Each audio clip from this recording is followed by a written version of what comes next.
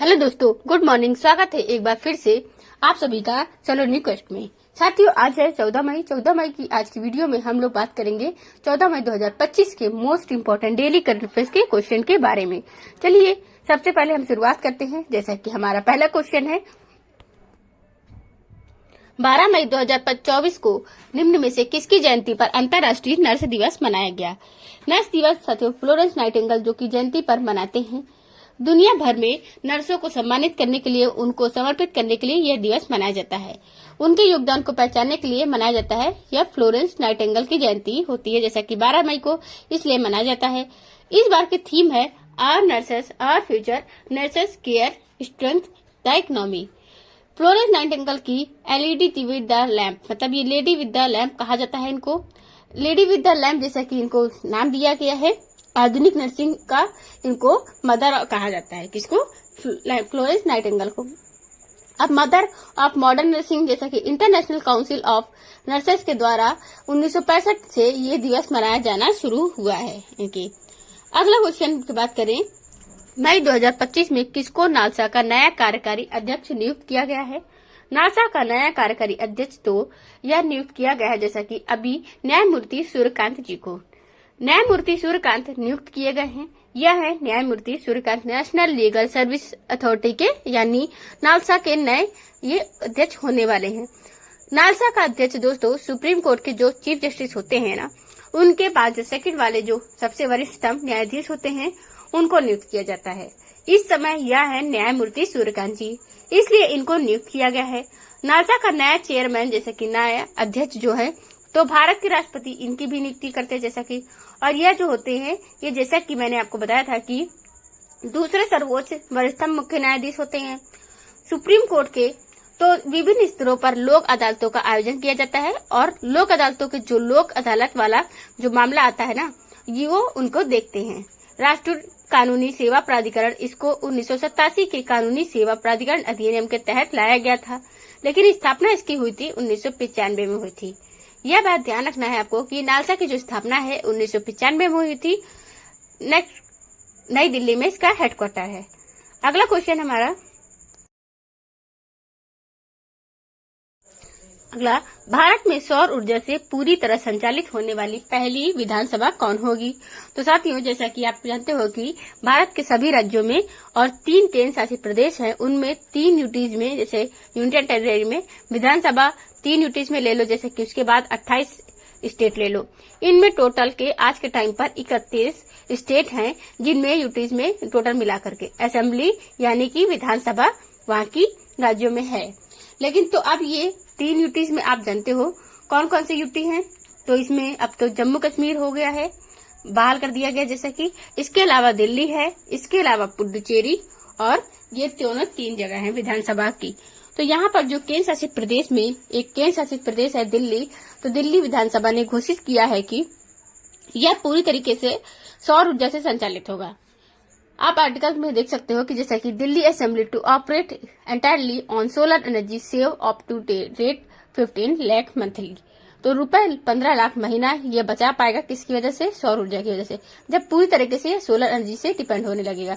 तो दिल्ली के अध्यक्ष जैसे कि विजय गुप्ता, दिल्ली के उपराज्यपाल विनय कुमार सक्सेना, दोनों ने संयुक्त रूप से दिल्ली विधानसभा परिसर में 500 किलोवाट की क्षमता वाले, कितने 500 किलोवाट की क्षमता वाले बात हो रही है, ऊर्जा संयंत्र की आधारशिला रखी हुई है। अभी आधारशिला रखी गई है और जब ये बन जाएगा तो संयंत्र, उसके बाद फिर इसका उद्घाटन होगा। मुख्य अतिथि रेखा गुप्ता रही हैं जो कि सीएम है यहाँ की, और भारत सरकार ने ये बताया है कि 31 जनवरी 2025 के अंत तक, मतलब कि इस साल के फर्स्ट महीने के अंत तक की बात हुई थी, कुल स्थापित ऊर्जा सौर ऊर्जा देश भर में 100.3 गीगावाट है। और भारत दुनिया का चौथा देश है जहां पर इतने ज्यादा मात्रा में स्थापित और ऊर्जा क्षमता है, जैसा कि 100 गीगावाट से ऊपर के वाले हैं, जिसमें चीन है, अमेरिका है और जर्मनी है। ये 3 टॉप 3 हैं, मतलब चौथा जो है चौथा नंबर पर 100 गीगावाट के ऊपर आज में केवल 4 ही देश हैं जिनके पास इतना सोलर एनर्जी का स्थापित स्टोरेज है। भारत जो है 2030 तक की लक्ष्य बनाया हुआ है कि जितने रिन्यूएबल एनर्जी हैं, सौर ऊर्जा होंगे, वो पवन ऊर्जा हो, लघु जल विद्युत संयंत्र हो, या परमाणु हो, या अन्य नवीकरणीय स्रोत हो, इनसे 500 गीगावाट तक की पहुंचा जा सके। 2030 तक, मतलब अगले 5 सालों में ही इसको 5 गुना करने वाले हैं हम। तो अगला क्वेश्चन है, हाल ही में किस देश के ला प्रेस को 2025 का यूनेस्को प्रेस स्वतंत्रता पुरस्कार से सम्मानित किया गया है। तो जैसे कि ये बहुत इंपॉर्टेंट क्वेश्चन है, पूछा जा सकता है कि आपसे कि यूनेस्को का जो प्रेस स्वतंत्रता पुरस्कार है यह दिया गया है ला प्रेस को, और ला प्रेस कहाँ है?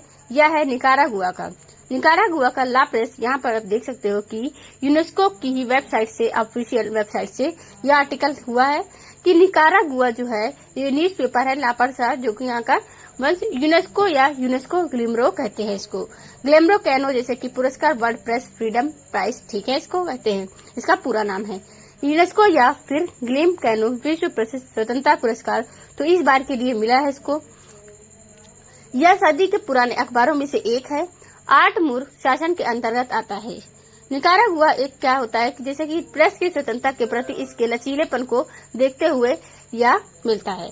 अच्छा, अब प्रेस स्वतंत्रता सूचकांक अभी आया था, जैसा कि अब प्रेस स्वतंत्रता सूचकांक की बात करें तो ये दिवस मनाया जाता है, याद रखना है कि दिवस मनाया जाता है ये 3 मई को, और इसी दिन प्रेस स्वतंत्रता सूचकांक आता है।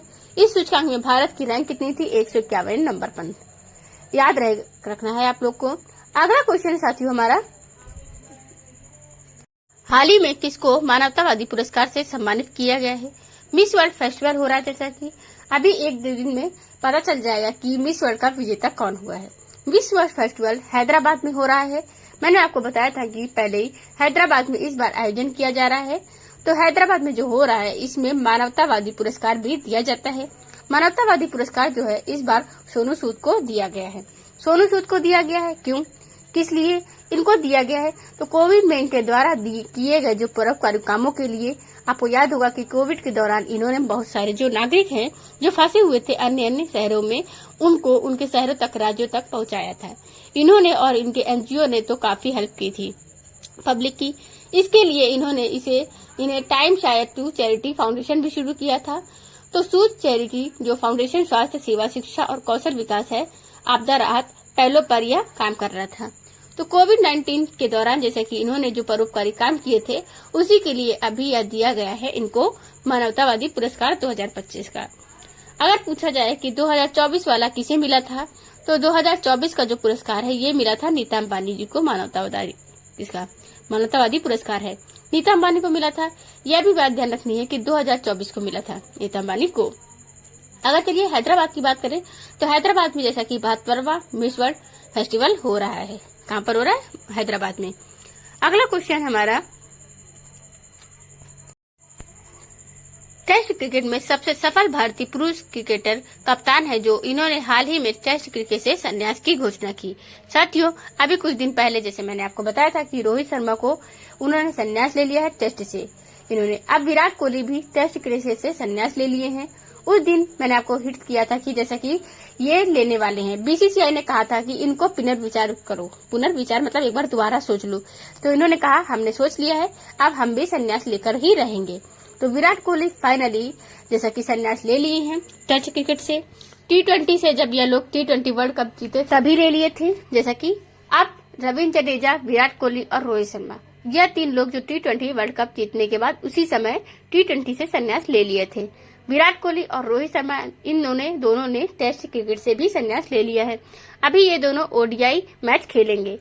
चलिए अब अगर बात करें तो कुछ दिन बाद फिर जडेजा की भी बात अगर आ जाए तो इसमें भी संन्यास ले रहे हैं। जैसा कि खैर अगर बात करें तो यहाँ पर 68 टेस्ट मैचों में इन्होंने अपनी कप्तानी की है। किसने? विराट कोहली ने। अगर बात करें तो कप्तानी में 40 जीत और 17 हार रही है, 11 ड्रॉ रहे हैं और सिर्फ 68 टेस्ट मैचों में ही।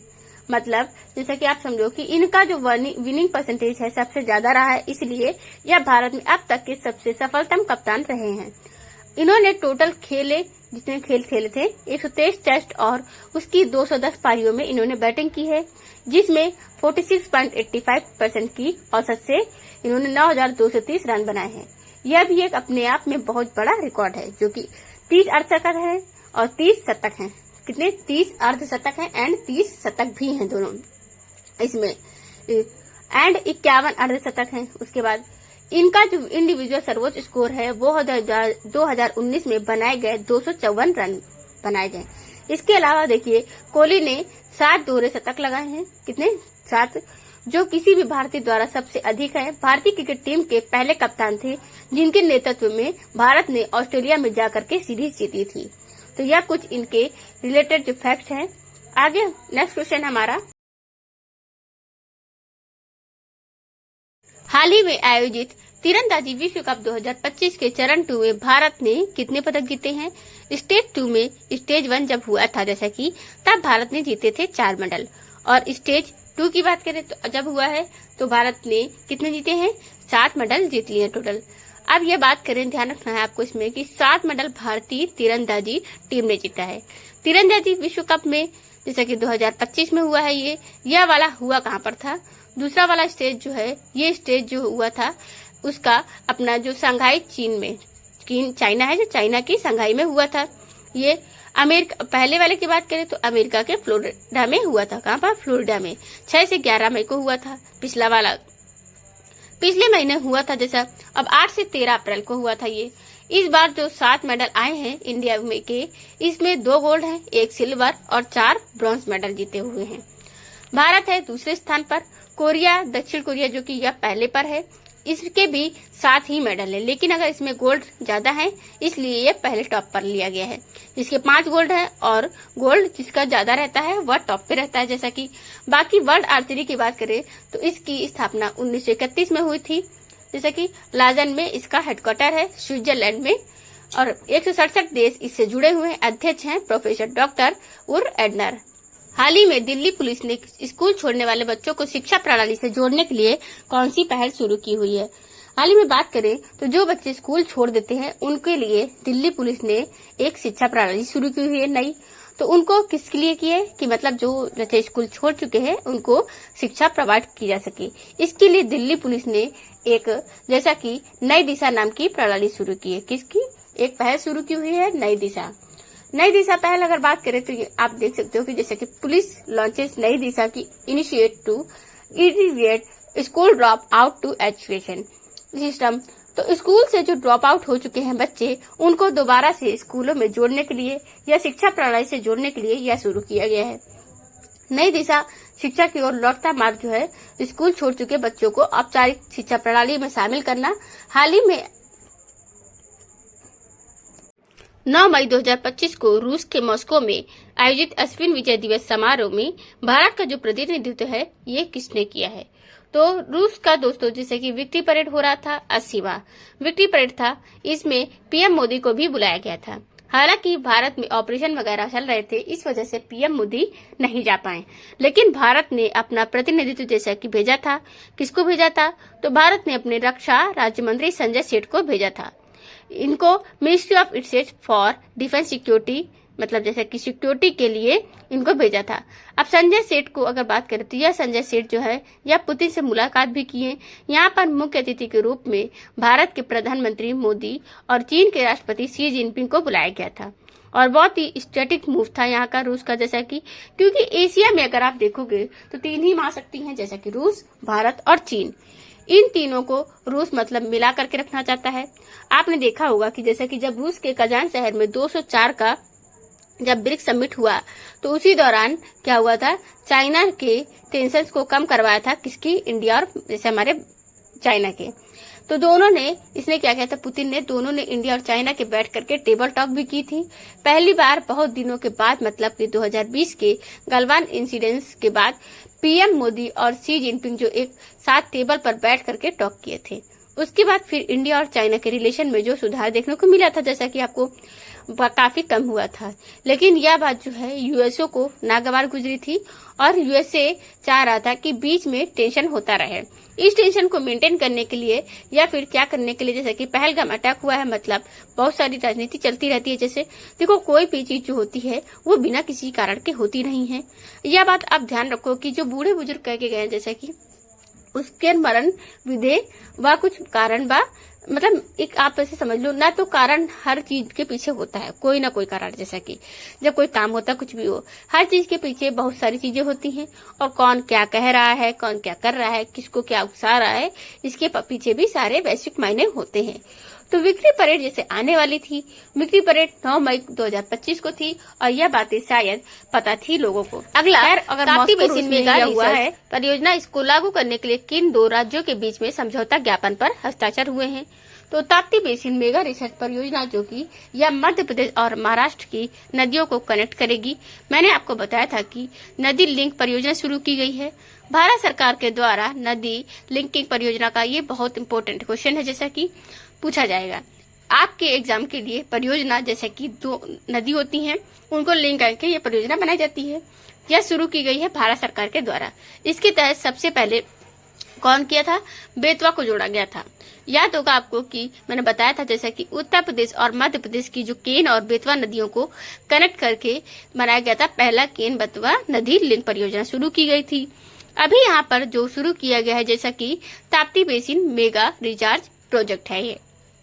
तो ताप्ती बेसिन या मध्य प्रदेश और महाराष्ट्र के बीच में है, जैसा कि मध्य प्रदेश के मुख्यमंत्री मोहन यादव, महाराष्ट्र के उप मुख्यमंत्री जैसा कि देव महाराष्ट्र ये उप मुख्यमंत्री हो चुके हैं। महाराष्ट्र के मुख्यमंत्री देवेंद्र फडणवीस ने यह समझौता जो है किया हुआ है। अब बात करें तो इसका जो उद्देश्य है 5.7 लाख करोड़ जो रुपये है, इनको भूमि को लाभ पहुंचाना और विदर्भ और उत्तरी महाराष्ट्र में सिंचाई को बढ़ावा देना है। मध्य प्रदेश सरकार पिछले साल ही जब उत्तर प्रदेश के साथ केन बेतवा नदी लिंक परियोजना शुरू की थी, साथ ही में क्या किया था, कुछ दिन बाद ही मध्य प्रदेश राजस्थान के साथ पार्वती काल सिंधी चंबल परियोजना शुरू की थी। तो ये जो राजस्थान के साथ थी, केन बेतवा जो उत्तर प्रदेश के साथ में की गई थी। ये बहुत सारे इंपॉर्टेंट जैसे लाइनें हैं, आप यहाँ पे याद करो इनको, कि जैसे कि आपसे पूछा जाएगा कि चलिए जैसे कि नदी लिंक परियोजना जो है ये बहुत ज्यादा मायने रखती हैं पेपर में, एग्जाम में। यह बात ध्यान अपने को रखनी होगी कि परियोजनाएं जो है जैसे कि मध्य प्रदेश और महाराष्ट्र के बीच में शुरू की गई है ताप्ती बेसिन मेगा रिचार्ज परियोजना। मध्य प्रदेश जैसे कि मोहन यादव यहाँ के बीजेपी पार्टी से कौन है? सीएम है। मंगू भाई छगन भाई पटेल जी यहाँ के गवर्नर हैं। महाराष्ट्र के हैं देवेंद्र फडणवीस और गवर्नर हैं सीपी राधाकृष्णन जी। हे गाइस, आपको ये वीडियो कैसी लगी है? अगर वीडियो अच्छी लगी हो तो कमेंट बॉक्स में कमेंट करके जरूर बताइएगा। एंड अगर अभी तक आपने हमारे चैनल को सब्सक्राइब नहीं किया है तो चैनल को सब्सक्राइब कर लें, बेल आइकन को ऑन भी कर लें, जिससे कि आपको आगे की वीडियोस की नोटिफिकेशन मिलती रहे। अगर आपको पीडीएफ चाहिए तो पीडीएफ आप टेलीग्राम चैनल को आप ज्वाइन कर सकते हैं, उसमें आपको पीडीएफ मिल जाएगी। Thank you for the watching.